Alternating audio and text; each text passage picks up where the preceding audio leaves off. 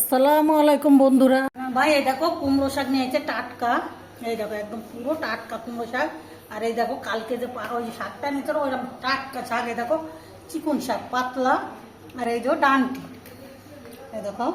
আর এলো ওইটার ডানটি কুমড়ো, ওটা হলো পুঁই শাকের ডানটি, এটা কুমড়োর ডানটি। আর হলো এই যে এই দেখো শাপলা। আর হলো ধনে পাতা। দেখো আমি কি কি রান্না করি দেখতে থাকো। বন্ধুরা দেখো মাছটা ভাইজে নিচ্ছি, ভোলা মাছ। এই যে ভোলা মাছ ভাইজে ভোলা মাছটা ভাইজে নিচ্ছ? হ্যাঁ। আর এই দেখো এখানে তরকারিটা হয়ে গেছে। হ্যাঁ হয়ে গেছে, আর অল্প হবে। এই দেখো ভোলা মাছ, কচুরমুখী, আলু আর ভোলা মাছ। আর এখানে আমি জিরে আর অলপ জিরে আর অলপ কাইলে জিরে পাঁচফোড়ন দিচ্ছি এর ভিতরে। পাঁচফোড়ন কাইলে জিরে দিছি, ধনে পাতা দিছি, ধনে পাতা দিছি। দেখো হয়ে গেছে। আর অল্প দেখি টেস্ট করে দেখছি। আর অদ্ভুত হবে। সেই সাথে যে বন্ধুরা দেখো জিরে আস্ত দিছি, আর কাইলে জিরে দিছি আস্ত, পেঁয়াজ রসুন সব কিছু দিছি, কাঁচা ঝাল দিছি, ধনে পাতা দিছি। আর একটু হোক তারপর নামাই দেবো। মাছটা দিকে বাঁধা হয় না, এটাও ভুলাম না ওটাও ভুলাম না, এক রকমের মাছ দুই বারে দেবো। পেঁয়াজ রসুন কাঁচা ঝাল জিরে দিয়ে দিছ? হ্যাঁ, হলুদ লবণ দিয়ে দিচ্ছি। পুঁই শাকটা ভাজি করবো। শাক ভাজি করবা? আজকে একটু অন্যরকম করে করবো। অন্যদিন সিদ্ধ করে একটু সিদ্ধ করবো না, একটু মেলা করে দিচ্ছি। থাকলে সকালে রুটি দিয়ে খেতে পারবে না।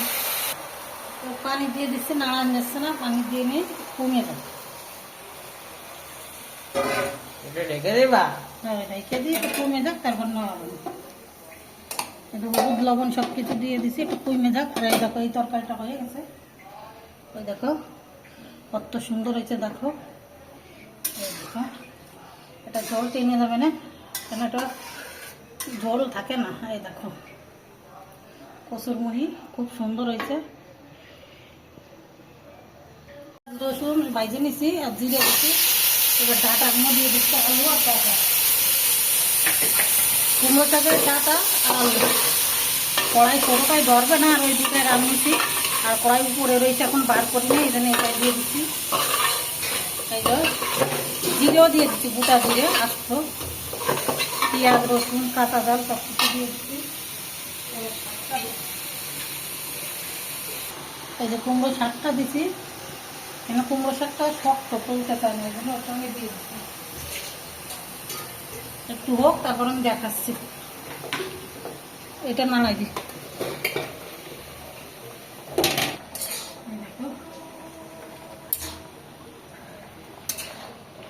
বেশি করে এই দেখো 1 কেজি শাক কমে, জালি শাক না অল্প হয়ে গেছে। আমি অর্ধেক রান্না করতে গেছিলাম, অর্ধেক ভাজি করতে গেছিলাম। এবার চিন্তা করলাম কি যে এটা তো জালি, এই জন্য পুরোটা দিচ্ছি, তা কমে গেছে, আরও কমে যাবে না।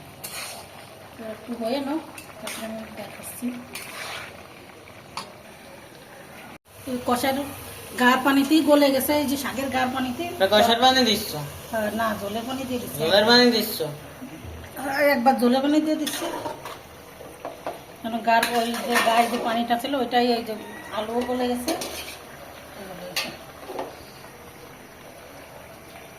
এবারে ধনে পাতা দিয়ে দিচ্ছি, আর ভাজিতেও একটু দিয়ে দিই।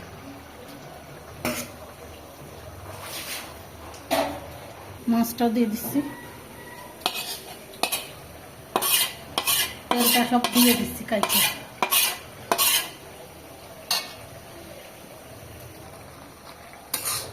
ভাজি করবা? হ্যাঁ, এই ভাজিটা শুকনো হয়ে গেলে তাই নামাই দেবো।